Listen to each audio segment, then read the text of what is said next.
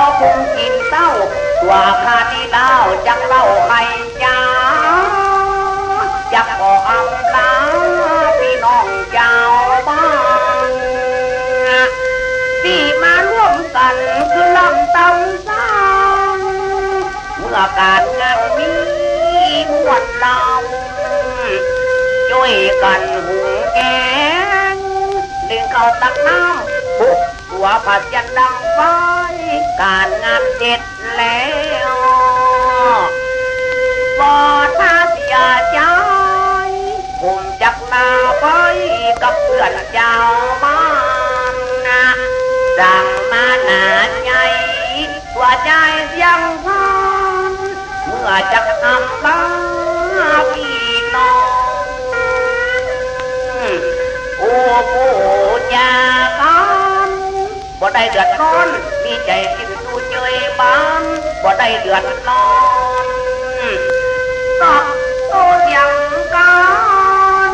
จิตใจเบิกบานม่วนแต่เสียงพานทางนายและดีบ่ได้จมซ้ำติดกินนินทาว่าลายดังมานาใจจะยกยังง่ายที่จะเปิดบ้านเอาไปขอลาพี่น้องมากวังลายอย่าทอดอะไรปุ่งปันนอนคาวันนี้ลากันไว้หันวันหน้าพอจะดิ้นตาว่าตายกันบ่มีบ่ยุกยังง่ายวันนี้จากบ้านเอาไปขอลาพี่น้องดังไก่และงายเต้าขุนหายยิงใจหนุ่มเขาดังมานาใหญ่จะเดินต้องเต้า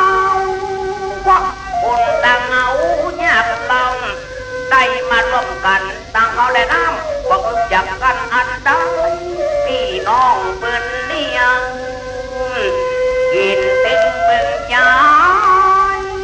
อยากกินอะไรเปิ้นปั่นเสียงว่าได้คำขี่บุรีอมเลี้ยงพัดจัดเก็บของมากนักเจ้าภาพจัดแจงเอามาหมดเอาว่าได้จุ่มตั้งกำแรงตั้งใจจะเลี้ยงดิ่งบอกกินแหนขับเจ้าตอนแรกบอกคือใดก้อนบอกคือใดก้อน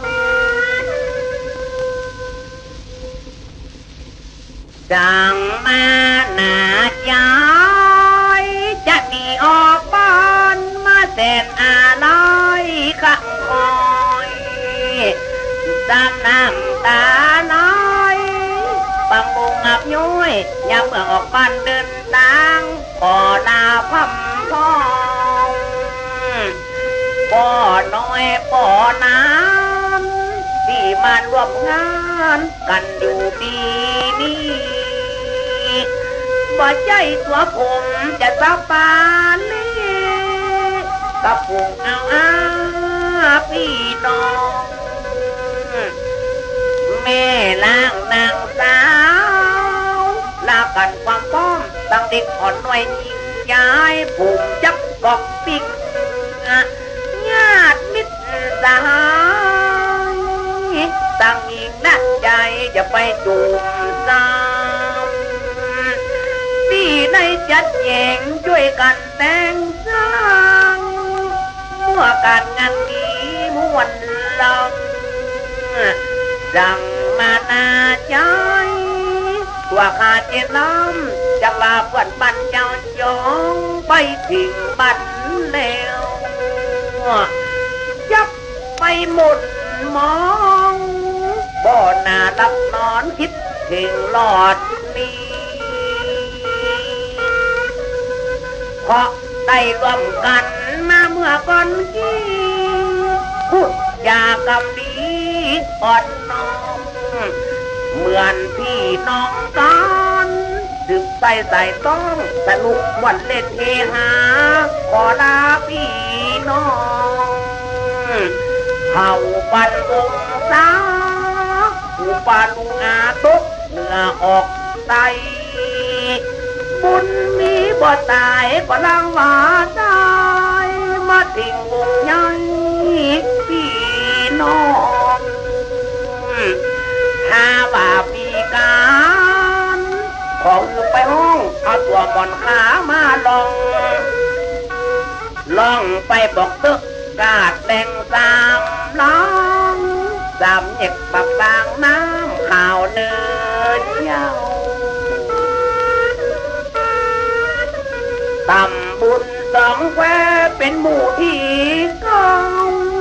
อำเภอจอมต้องเขตนั้นสิ่งจะตั้งใจ